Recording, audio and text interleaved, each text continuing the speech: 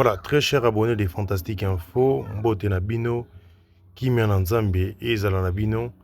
Voilà, tozali na village Mabwe, na concession, il y a Grand Gilles, na grand-père, où ils ont mis bongo na kati ya village, il y a Mabwe. Alors, question bozomi tout na mingi village Mabwe, ezali wapi? Village Mabwe, ezali na kati ya ville province ya Kinshasa, na commune ya Nsele, na quartier Dingi Dingi, mais entrée au côté de l'entrée à Bouma. Banda entrée à Nzoko, to entrée à Bosawa, tiko koma na village ya Mabwe, au Tamboula, ba kilomètre 15. Parce que banda entrée à Bosawa, tiko koma na Bouma, ezalaka 8 km. Alors, au potani so moké, nde au commune na kati ya village ya Mabwe, awa toza na concession privée, ya grand-père na Grand Gilles Oyo, tozolakisa na image wana bomoni déjà toza na kati ya concession oyo ezali activité ezali déjà na activité eza na concession il y a 5 hectares oyo misala PDG banda. Alors wana ezali hangar oyo batongeli ba ouvrier oyo mwasi bozali komona azali mwasi ya ouvrier oyo asalaka mosala wana libota na ye. Voilà donc wana bozali komona ndako ya hangar en attendant ya kotia ba moyen pour kotonga ndako ya matériaux durable, mais aza quand même neloko ekoki kopermettre kolala na kati yango wana en image etongami mpe na équipe ya Fantastique Info. Hangar wana bozali komona na mosika ezali péage mosusu eza paysage ya kitoko bozomona.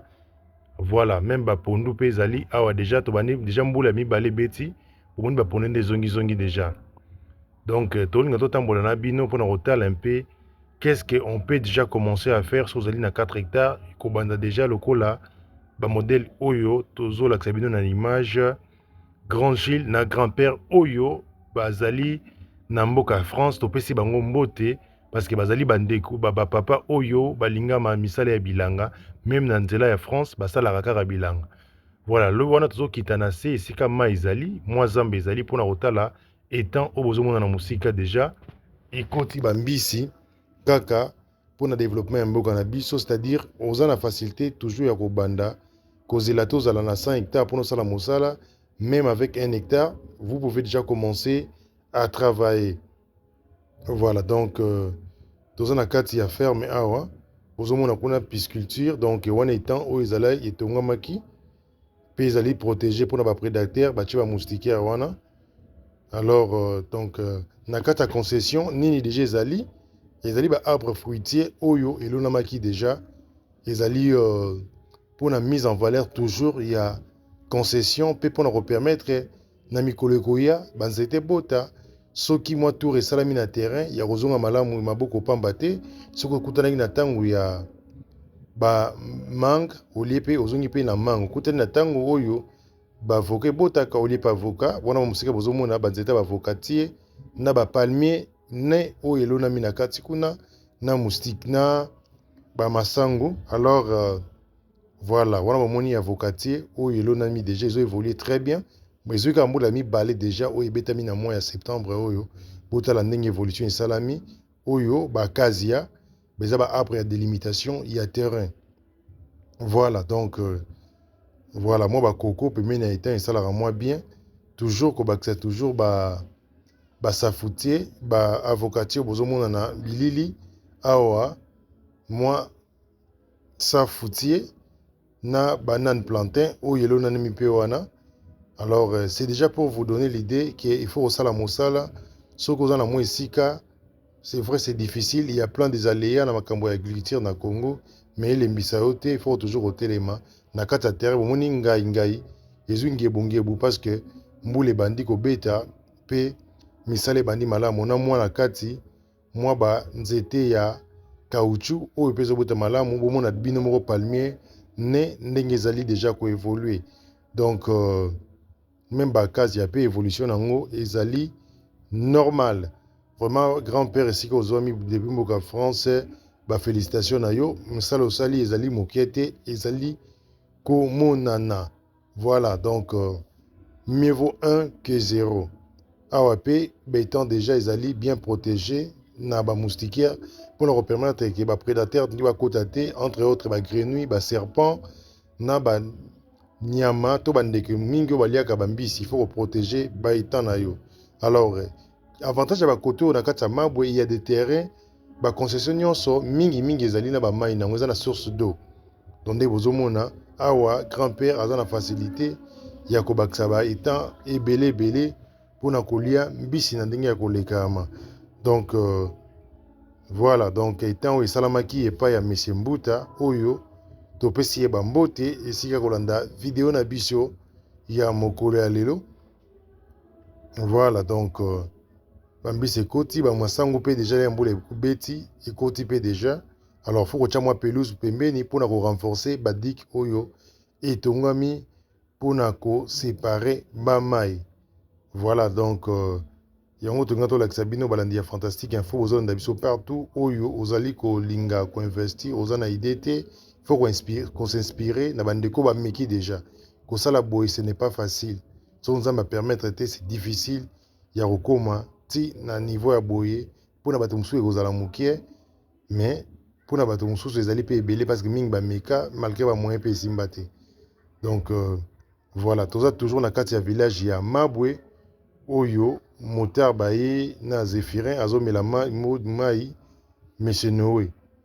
Voilà, donc elakisi bamai ezali vraiment partout esika kosala même bajardin ekosimba kitoko.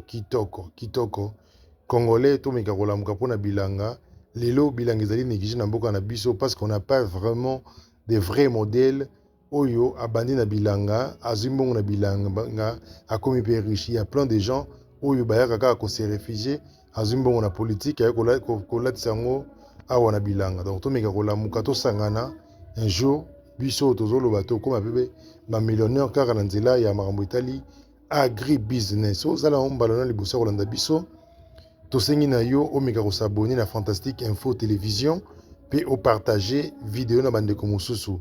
Introduction ya video na biso ebandaki na image wana ezali na palais de justice oyo ebandi kolatela mba ya sika mpona kolakisa deja kosala kuku na bandeko nyonso oyo bazali kuna mingi na ministre Excellence Constant Mutanda.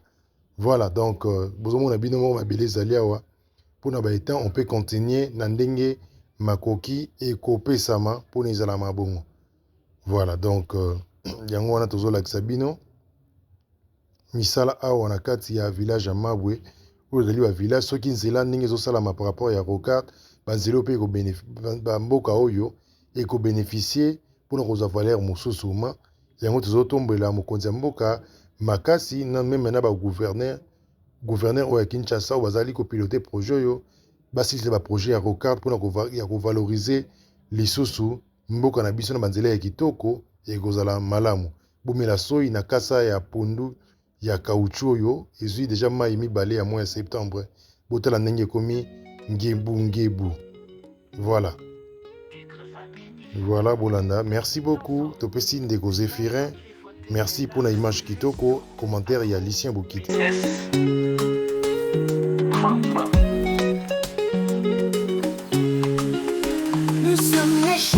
Promotion, agriculture, pisciculture, élevage en action, accompagnement pour votre réussite. Agribusiness, notre mission, c'est un but fantastique. Info TV, interface de la diaspora pour un Congo bio cultivant sans déboire. Agriculture, priorité des priorités. Avec Lucien Bokiti, tout devient réalité. Gestion de projets agricoles, transformation de produits frais vers la consommation. Avec nous, chaque récolte est une victoire pour un avenir vert plein d'espoir. Fantastique Info TV, interface de la diaspora pour un Congo bio cultivant sans déboire. Agriculture, priorité des priorités. Avec Lucien Bokiti, tout devient réalité. Il est temps que les Congolais mangent bio ensemble, tout ça. La bilanga, c'est le mot de la terre à la table. Un parcours réussi avec Fantastique Info TV, le futur est ici. Fantastique Info TV, interface de la diaspora pour un Congo bio cultivant sans déboire. Agriculture, priorité des priorités. avec Lucien Bocquet, tout devient réalité. Fantastique Info TV, à ta face de la diaspora, pour un Congo bio cultivant sans déboire. Agriculture, priorité des priorités. Avec Lucien Bocquet, tout devient réalité, tout devient réalité. Fantastique Info TV, la chaîne agro-business, pour un Congo prospère, un grand succès. Rejoignez-nous, ensemble construisons l'avenir vert de notre nation. Titre Fantastique Info TV, la chaîne agro-business, pour un Congo prospère, un grand succès. Rejoignez-nous, ensemble construisons l'avenir vert de notre nation.